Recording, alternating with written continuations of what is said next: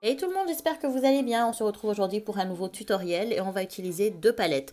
Avant de commencer, je vous invite déjà à partager la vidéo, à me mettre des petits pouces. Pour les palettes, nous allons utiliser le Festival et le Warrior 2 de Juvia's Place et on commence par le Festival. On commence donc par ce fard rouge très orangé et très pétant, on va dire, que nous allons appliquer essentiellement dans le creux de paupière et un petit peu autour. On essaie de travailler un petit peu pour le mettre autour, mais on remonte absolument pas vers les sourcils. On enchaîne avec ce fard rose assez fuchsia, assez bleuté, hein, que nous allons appliquer sur les bords du fard rouge que nous avons appliqué au préalable. Et toujours la même chose, on ne remonte pas vers les sourcils et on estompe bien pour pas avoir de démarcation. N'oubliez pas d'insister un peu sur le coin interne et d'avancer un petit peu plus au niveau du nez. On enchaîne avec ce rouge très foncé et qui est magnifique que nous allons appliquer essentiellement dans le creux pour intensifier le creux et ne pas avoir avoir une bonne base de cut crease. On s'attaque au cut crease, donc j'utilise le C8 Conceal and Define de Makeup Revolution. J'ai perdu une partie du rush de la vidéo, je suis désolée.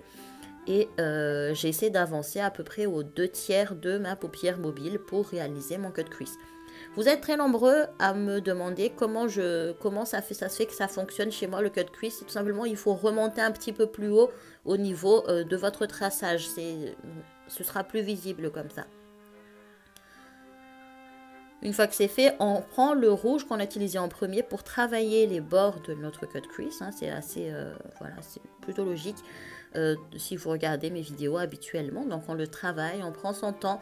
On ne remplit pas le cut crease, hein. On essaie vraiment juste de nettoyer. Et on floute un petit peu le tout avec le fard rouge foncé pour bien nettoyer notre limite de cut crease.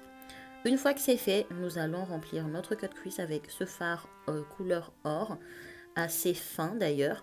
Et nous allons l'appliquer donc du coin interne et sur l'ensemble de la paupière mobile, là où il n'y a pas de rouge. Une fois que c'est fait, on essaie de mélanger un peu cette couleur or avec la couleur rouge qu'on a mis en coin externe. Je vais utiliser ce fard noir de la palette Warrior 2 en guise de eyeliner parce que je me suis aperçue que je n'en avais plus. La pointe de mon eyeliner, la Pearl Version, est partie vraiment en vrille. Donc voilà, je suis dégoûtée parce que je pense qu'à l'intérieur il y a toujours du produit, mais je ne peux pas le sortir parce que la pointe est complètement défoncée. Je ne sais pas comment je me suis arrangée pour faire ça, hein, mais bon. Voilà. J'enchaîne avec les paillettes, donc j'utilise toujours le eyeliner Heavy Metal Gold d'Urban Decay que je vais appliquer sur l'ensemble donc de mon cut crease. Ça reste optionnel, vous n'êtes pas obligé de le faire, mais moi je voulais un petit peu m'amuser ce soir-là, hein, comme si c'était pas assez le rouge, j'ai aussi mis des paillettes.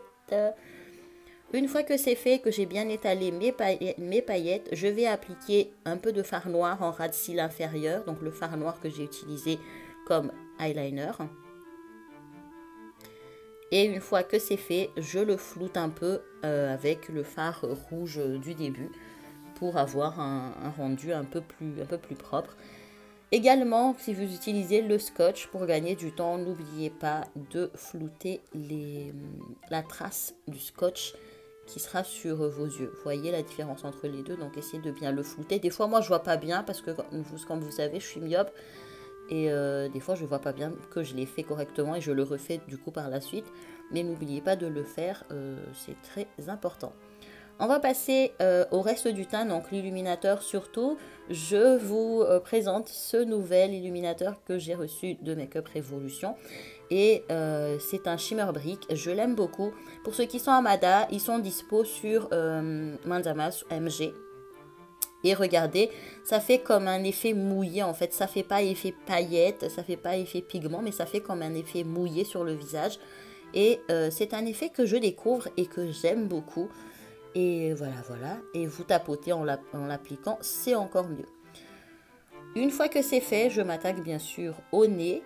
Parce que là, c'est très important pour moi. J'ai un nez qui est plutôt plat et assez petit. Donc bon, on essaie de donner un peu de volume.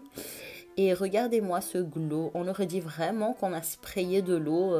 Ça fait un effet mouillé qui est magnifique. Je passe au rouge à lèvres. Donc celui-ci, c'est le, je ne sais plus, Everything Nice, je crois, de Gérard Cosmétiques. Je vais essayer de vous mettre ça en barre d'informations et en description pour ceux qui sont sur Facebook, pour que vous puissiez avoir la référence toujours.